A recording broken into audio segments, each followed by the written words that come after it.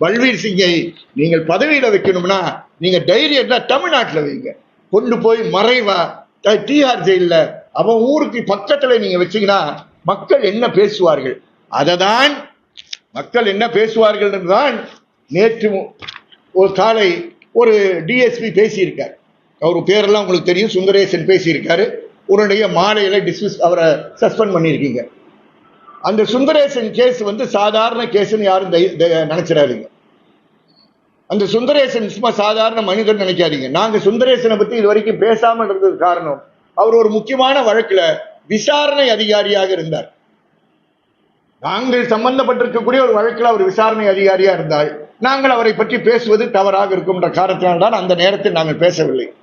அந்த முக்கியமான கேஸ் என்னவென்றால், சமீபத்தில் பேசப்படுகின்ற மதிமுகவில் நடக்கக்கூடிய விஷயங்கள் சார்ந்து பேசப்படுகின்ற வளையாபதியுடைய சித்திரவதை வழக்கு.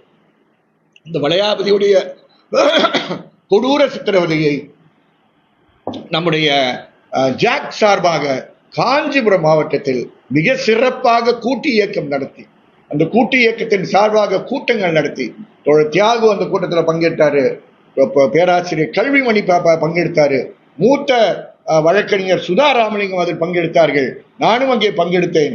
ஆசீர்வாதம் அதை ஒருங்கிணைத்துக் கொண்டு பணிகள் செய்தார். இந்த அருமையான கூட்டு வழியின் காரணமாக தான் அங்கே அந்த வளையாபதி மட்டுமல்ல, பிரபு இவர்கள் இருவர் மேல் கொடூர சித்திரவதை இன்னொரு ஐபிஎஸ் ஆபீசர் உதயகுமார் செய்தார் என்று நான் சொல்லவில்லை, நாங்கள் சொல்லவில்லை. எஸ்ஹெச்ஆர்சி மாநில மனித உரிமை ஆணையத்தில் டிஎஸ்பியாக பணி செய்த சுந்தரேசன் கூறினார். அவருடைய முடிவு அது. அந்த முடிவை மாநில மனித உரிமை ஆணையத்தினுடைய தலைவர் ஏற்று இந்த வழக்கு அந்த அவருடைய முடிவில் எனக்கு கருத்து வேறுபாடுகள் இருக்கா. ஆனா அவங்க முடிவு என்னன்னா, சிபிசிஐடி அதை விசாரிக்க வேண்டும் என்று கூறி இப்போ 9 மாசம் ஆச்சு. 9 மாசம் ஆச்சு. சுந்தரேசன் பார்த்த investigation as SHRC investigating officer. மறந்துடாதீங்க, அவர் இப்போ பேசுறது மயிலாடுதுறைன்னு பேசுறாரு. அதுக்கப்புறம் அவர் டிரான்ஸ்பர் ஆயிட்டார். அவர் அங்கே எஸ்ஹெச்ஆர்சியில் இன்வெஸ்டிகேட்டிங் ஆபீசரா இருக்கும் போது அவர் செய்த வழக்கு தான் இந்த வளையாபதி பிரபுவுடைய கொடூர சித்திரவை. 2 பேரும் உயிரோட இருக்காங்க.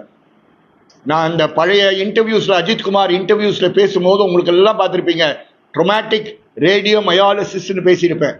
அந்த ட்ரோமேட்டிக் ரேடியோ மயாலிசிஸ்ல பாதிக்கப்பட்டவர்கள் தான் பிரபுவும் வளையாபதி என்பதை கூற.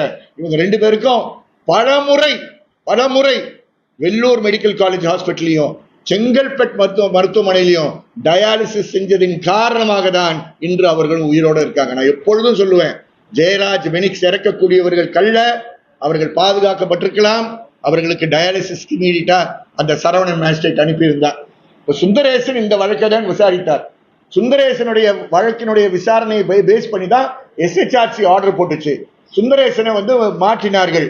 இந்த மாற்றம் எல்லாம் சாதாரண மாற்றம் கிடையாது. அந்த வெறுப்புல தான், அந்த கோபத்துல தான், அந்த ஆதங்கத்துல தான் அவர் என்ன செய்யக்கூடாதோ, ஒரு டிஎஸ்பின்ற முறையில் அவர் என்ன செஞ்சிருக்க கூடாதோ, வேற வழி இல்லாம நேற்று ஓபன் பிரஸ்ல பேசினார். அதுக்கு உடனடியாக டிசிப்ளினரி ஆக்ஷன் எடுத்தாங்கல்ல. சபாஷ், ஸ்டாலின் ஆட்சிக்கு சபாஷ். ஒரு ஒரு ஒரு வாயில்லா பிறவி நேர்மையா இருக்கக்கூடிய இந்த வளையாபதி வழக்குல உங்களுடைய ஐபிஎஸ் ஆபீசர்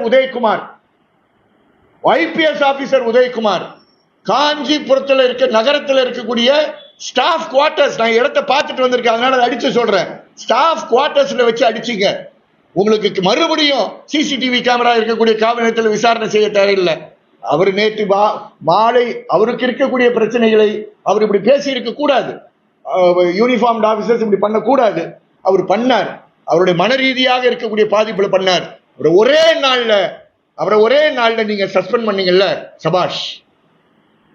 ஆனா வெள்ளதுரைய என்ன பண்ணீங்க? தமிழகம் பார்த்துக்கிட்டு இருக்கு. வெள்ளதுரை என்ன பண்ணீங்க? கரெக்டா இத்தனை கொலைகள் செய்த வெள்ளதுரையை, நீதிமன்றம் தண்டித்திருக்கக்கூடிய வெள்ளதுரையை, அவரை இறுதி நாள்ல கரெக்டா அவருடைய ரிட்டையர்மெண்ட் அன்னைக்கு அவரை நீங்க கூட்டிட்டு போய் சஸ்பென்ஷனை ரிவோக் பண்ணீங்க. நான் இப்ப கேட்கிறேன், ஸ்டெர்லைட் வழக்கில் இருக்கக்கூடிய ஒரு கலெக்டர் 3 தாசில்தார் 17 போலீஸ் அதிகாரிகள்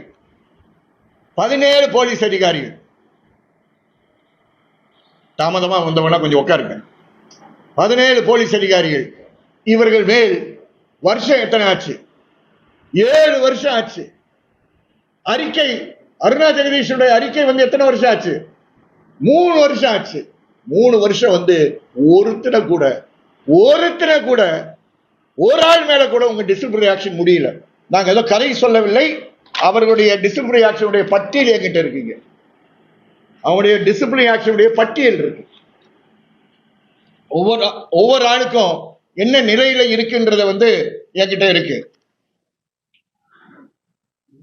அதனால உங்களுக்கு வந்து சுந்தரேசன் ஒரு டிஎஸ்பி கிடைச்சா அந்த சுந்தரேசன் டிஎஸ்பி வந்து ஒரே நாள்ல நீங்க சஸ்பெண்ட் பண்ண தயாரா இருக்கீங்க. ஆனா உங்க டிஜிபி ரேங்க்ல இருக்கக்கூடிய மற்ற எல்லா ரேங்க்ல இருக்கக்கூடிய ஸ்டெர்லைட் சார்ந்த அபிஷியல்ஸ நான் நீதிமன்றத்தில் வழக்கு நடத்துவதை பத்தி கேட்கல. நீங்க சஸ்பென்ஷன்லாம் பண்றீங்கல்ல, டிசிப்ளினரி என்கொயரி எல்லாம் கொண்டு போறீங்களா, இவங்களை யாரையாவது சஸ்பெண்ட் பண்ணீங்களா? யாரையாவது ஒரு ஆளை சஸ்பெண்ட் பண்ணீங்களா? பண்ணல. செய்திகளை உடனுக்குடன் தெரிந்து கொள்ள கீழ்கண்ட கேபிள் மற்றும் டிடிஎச் நெட்வொர்க்குகளில் எம்நாடு செய்தி தொலைக்காட்சியை காணுங்கள். பாதகம் செய்பவரை கண்டால் நாம் பயம் கொள்ளலாகாது பாப்பா. மோதி மிதித்துவிடு பாப்பா, அவர் முகத்தில் உமிழ்ந்துவிடு பாப்பா. அண்மை செய்திகளை உடனுக்குடன் தெரிந்து கொள்ள இணைந்திருங்கள் எம்நாடு தொலைக்காட்சியுடன்.